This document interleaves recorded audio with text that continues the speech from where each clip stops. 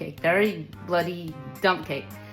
Try saying that 3 times fast. You could probably put it together quicker than you can say it. You're gonna need 2 cans of cherry pie filling, a half a can of strawberry pie filling. Oops, that's the cherry again. That's the strawberry. Try not to throw things over while you're cooking. Cake mix. If you want to get a little fancy, you can go ahead and throw in some extra chocolate chips. First, I'm dumping my cherries and my strawberries into the bottom of the pan. I've found usually, especially if I have a thick enough base, which I will once I drop all of this in, I'm going to save some of it for on top too. I make a thick enough base so it covers it, your bottom. I never really did grease the pan on a dump cake. I just used the pie filling as my grease. Now I've got 2 cans of cherries in here. We'll just dump some of these strawberries in. I'm gonna mix it up so that you get a little bit of strawberry and cherry in every bite. I wanted to say thank you to my friend Crystal who gave me this recipe. The first time I did it, I made the mistake of putting the cake mix on the bottom and wondering why it didn't look like hers. It just smelled like it was burning. When I called her, she said, nope, you're supposed to put the pie filling on the bottom. That makes your base. You don't have to do much with this other than open it and pour it on top. Then also you're going to need a stick of butter.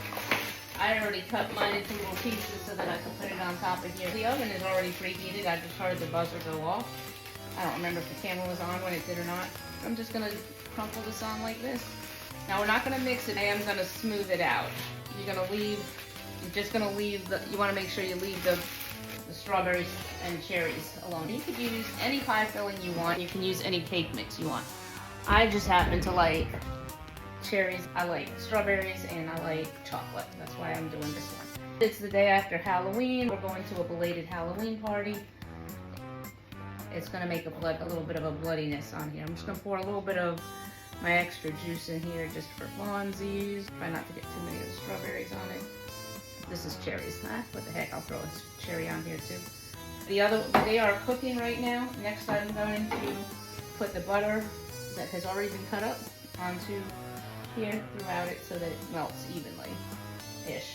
As evenly as I could do anything. You're going to bake it. You're just going to follow the recipes on the box as far as what temperature you cook it for and how long you cook it.